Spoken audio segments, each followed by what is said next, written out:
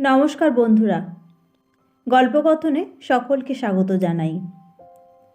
গল্পকথনের আজকের নিবেদন প্রতিভা বসুর লেখা গল্প রিফিউজি মেয়ে। গৃহকর্ত্রীর কাছে বকুনি খেয়ে বিতাড়িত মেয়েটি ভেকু ভেকু রাস্তায় ঘুরে বেড়াচ্ছিল। বাংলাদেশ থেকে এসেছে, দেখতে খুবই সুন্দর, একান্তভাবেই সরল এবং অজ্ঞ। পথঘাটও চেনে না। বয়স বড়জোর 14 কি 15। শাড়ি পরে বলে বড় দেখায়। পাশের ফ্ল্যাটের কাজের মেয়ে দামিনীর মা যেতে যেতে দাঁড়িয়ে পড়ে বলল, কী রে, এ সময় রাস্তায় ঘুরছিস, কাজ নেই? মেয়েটি কেঁদে ফেলে বলল, আমাকে তাড়িয়ে দিয়েছে। কেন, তুই কি করেছিলি? মাইনে চেয়েছিলাম।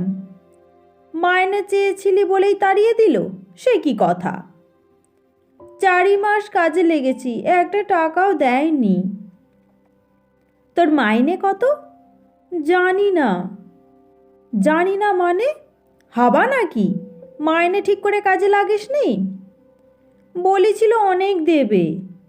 অমনি তুই চলে এলি। এখানে তোর কে আছে? কেউ না। তবে তুই এলি কি করে? দালাল ধরি টাকা দিই। এখানে তোর কেউ নেই, তবে এলি কেন? ওখানে যে থাকা যায় না, ওরা টালায়, বিয়া বসতি চায়। কারা টালায়, কারা বিয়া বসতি চায়? যাদিগো দেশ, আমারে একটা কাজ দিবা দিদি। দেব, তুই এখানে দাঁড়িয়ে থাক, আমি দোকানে যাচ্ছি। ঘরে চিনি নেই, এখন দেরি করতে পারছি না। ফিরে আসি, কাজের কথা বলবো। দুটো কাজ আছে আমার হাতে। দামিনীর মা দৌড়ে দৌড়ে চলে গেল। মেয়েটা দাঁড়িয়ে রইল।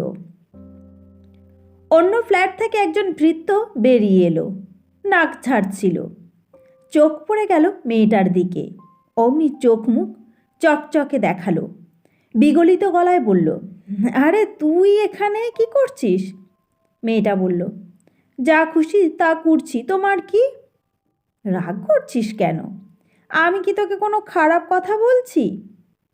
আমার খারাপ ভালোর দরকার নেই। তোমার কাজে তুমি যাও, আমার দিকে চাইও না। চাইবো না? না চেয়ে পারা যায়? তোকে যে আমি ভালোবাসি, তা কি তুই জানিস না? জানবো না কেন? খুব জানি, ভালো কইরাই জানি। সকলের ভালোবাসাই আমার জানা আছে। ভৃত্যটা এগিয়ে এসে কাঁধে হাত রাখল। মেয়েটি এক ঝটকায় সরিয়ে দিয়ে বলল, আমাকে ছুঁবে না, কেউ ছুঁলি আমার ভাল লাগে না। কেন রে? ভৃত্যটির মুখ তেমনই বিগলিত। সে এদিক ওদিক তাকিয়ে ফস করে তার ব্লাউজের ভেতর হাত ঢুকিয়ে দিল। মেয়েটা একটা কামড় বসিয়ে দূরে গিয়ে কাঁদতে লাগলো। এই ফ্ল্যাট বাড়িতে মোট 24টা ফ্ল্যাট, পায়রার খোপের মতো ঘরে ঘরে সব সংসার। প্রত্যেকের বাড়িতেই কাজের লোক আছে, কোনো বাড়িতে পুরুষ, কোনো বাড়িতে মেয়ে। তাদের নানা রকম বয়স, নানা রকম চরিত্র। কেউ কেউ আজ আসে কাল যায়, আবার কেউ কেউ টিকে যায়, আবার কেউ কেউ এ বাড়ি ও বাড়ি করে। ফ্ল্যাটে ফ্ল্যাটে কারোর সঙ্গে কারো ভাব ভালোবাসা নেই, থাকলেও মুখে মুখে। তবে ভাব ভালোবাসার প্রশ্ন না থাকলেও এর বাড়ির লোক সে ভাঙিয়ে নিচ্ছে, তার বাড়ির লোক সে ভাঙিয়ে নিচ্ছে, এটা প্রায় নিয়ম। নন্দিতা এ বাড়ির তেতলার একটা ফ্ল্যাটে থাকে, পেশা অধ্যাপনা, বিজ্ঞানের অধ্যাপিকা। স্বামী বছর 4 আগে কোনো অজানা অধরা অসুখে মারা যাবার পরেই এই ফ্ল্যাটের বাসিন্দা হয়েছে। আগে কলকাতার বাইরে ছিল, স্বামী ছিল মাইনিং ইঞ্জিনিয়ার, বদলির চাকরি, ঘুরে ঘুরেই থাকতে হয়েছে তার সঙ্গে, তাই চাকরি করা আর পোষাতো না। মৃত্যুর পরে চেষ্টা চরিত্র করে কাজে বহাল হয়ে এখানে এসেছে, এই ফ্ল্যাট ভাড়া নিয়েছে। বিজ্ঞানের ভালো ছাত্রী, এমএতে ফার্স্ট ক্লাস পেয়েছিল, পিএইচডিও করেছিল। গবেষণার কাজে নিয়োজিত করেছিল নিজেকে। বিয়েটা হঠাৎই হয়ে গেল। কুণাল অর্থাৎ তার স্বামী তার কোনো আত্মীয় দাদার শ্যালক। সেই দাদার বাড়িতেই আলাপ এবং অল্প দিনের আলাপেই পরস্পরের প্রতি অনুরক্ত হওয়া এবং দাদার মধ্যস্থতায় বিবাহ। কিন্তু সুখ সইল না। কপালদোষে মারা গেল কুণাল। নন্দিতা রিক্ত হয়ে ফিরে এলো কলকাতা।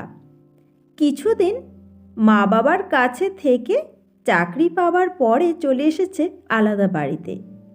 সন্তানাদি হয়নি, একাই থাকে। প্রত্যেক ফ্ল্যাটের সঙ্গেই ছোট্ট একটা ব্যালকনি আছে সামনের দিকে। আজ ছুটির দিন, কলেজ নেই।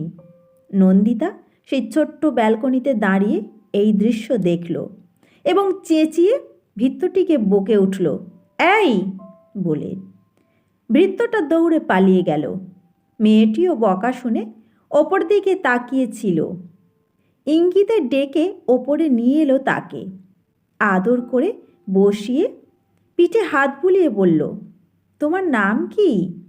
সে ফুঁপিয়ে ফুঁপিয়ে বলল, কমলা। বাহ, সুন্দর নাম। কোথায় থাকো? এই বাড়িরই একটা ফ্ল্যাটে ছিলাম, খেদিয়ে দিয়েছে। ও মা, কেন? এমন সুন্দর একটা মেয়েকে কে খেদিয়ে দিল? কদিন ছিলে সেখানে? 3-4 মাস। 3-4 মাস রেখে তাড়িয়ে দিল? কি করেছিলে? কিছু করিনি। ওনার ছেলেটা কি ওষুধ খেয়ে নেশা করে আর সব কথাতেই মারতি ওঠে।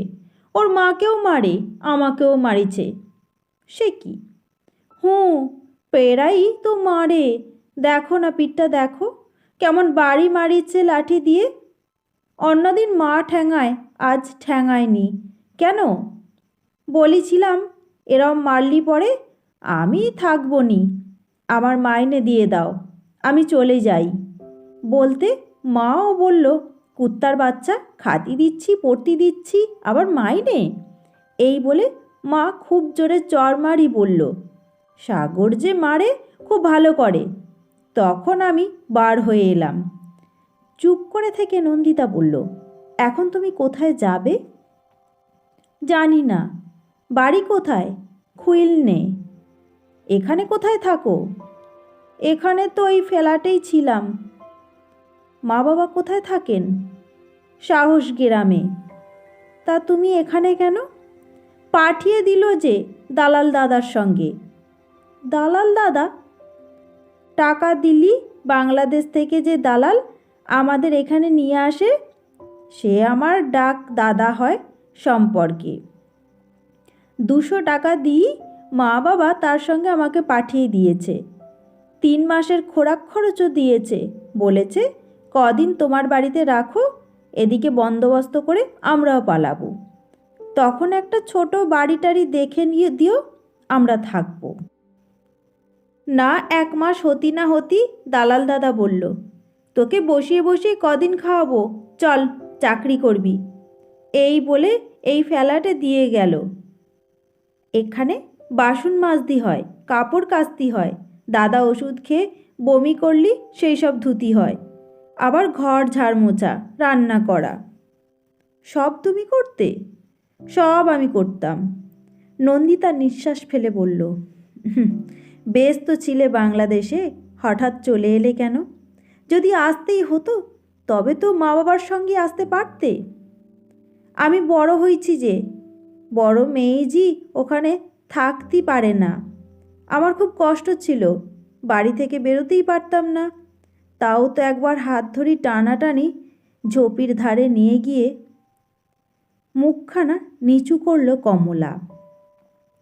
নন্দিতা সেই প্রসঙ্গ থামিয়ে বলল, এখন তুমি কি করবে? আমি জানি না। দামিনীর মা দিদি বলেছে 2টা কাজ আছে তার হাতে, আমাকে দিবে। রিক্সাওয়ালাও বলেছে তার হাতে অনেক বড় কাজ আছে, সঙ্গে গেলেই দিতে পারবে। ওর সঙ্গে জাতি আমার ভয় করে, কেবল কেমনি করে তাকায়, গায়ে ঠেস লাগায়। লেখাপড়া শিখেছ? না। কেন? 2টা দিদি ছিল। বড় দিদিটা 10 ক্লাসে উঠেছিল, তারপর একদিন আর স্কুল থেকে ফিরল না। সে কি? চুরি করে নিয়ে গেল। মা বাবা কাঁদি কাঁদি মরল, তবু চোরেরা দিদিকে ফেরত দিল না। ছোট দিদি সেভিনে উঠেছিল, মা বাবা বন্ধ করে দিল পড়া। এক বুড়ার সঙ্গে বিয়া দিয়ে দিল তাড়াতাড়ি। সেজন্য আমাকেও আর বাইরে পাঠায় না। ঘরে কিছু কিছু পড়িছি। কুড়ির ঘরের নামতা জানি, যোগ বিয়োগ জানি, বাল্যশিক্ষা শেষ করেছি। বাবা কি করেন ওখানে? আমাদের কাঠের গোলা আছে। বাড়ি অনেক বড়। নারকেল গাছ আছে 24টা, সুপারি গাছ আছে 12টা, কিন্তু সব ওরা পাড়ি নিয়ে যায়। আমরা কিছু পাই না। বাবা বলে এখন কাঠের গোলাটাও ছোট হতি হতি এত ছোট হয়ে যাচ্ছে, সেটাও রাখা যাবে না। ছোট হচ্ছে কেন? চলে না। ওরা ভাগ নেয় যে, বাবা তাই ঠিক করিছে সব ছাড়ি চলিয়ে আসবে এখানে। বিক্রি করার চেষ্টা করিছে, কেউ নিতে চায় না, বলে ছাড়িয়া যান, দেখে শুনে রাখবো। বাবা বলে দখল তো পাবেই ছাড়ি গেলে, আর কিনবে কেন? ভালো লোক খুঁজিছে, পালেই দিয়া দেবে। ঠিক আছে, এখন তুমি আমার কাছেই থাকো। কি কাজ করব? যা তোমার খুশি। একটু চা করে দেবে, ঘরটরগুলো গুছোবে, আর বাসন মাজবো, কাপড় কাচবো। না না, ওসব তোমাকে করতে হবে না, লেখাপড়া করবে। বই কিনে দেব, খাতা কিনে দেব, একটু এগুলে স্কুলে ভর্তি করে দেব। দিবে? বালিকার উল্লাসে হাততালি দিয়ে বলে উঠল কমলা, তুমি খুব ভালো, তোমাকে আমার খুব ভালো লাগিছে। কি বলে ডাকবো? আপনারা এতক্ষণ শুনছিলেন প্রতিভা বসুর লেখা গল্প রিফিউজি মেয়ে। আপনি যদি আমার চ্যানেলে নতুন হয়ে থাকেন তবে অবশ্যই চ্যানেলটিকে সাবস্ক্রাইব করবেন, আর যদি ভিডিওটা ভালো লাগে তবে অবশ্যই একটা লাইক দিতে ভুলবেন না। সকলকে অনেক ধন্যবাদ। নমস্কার।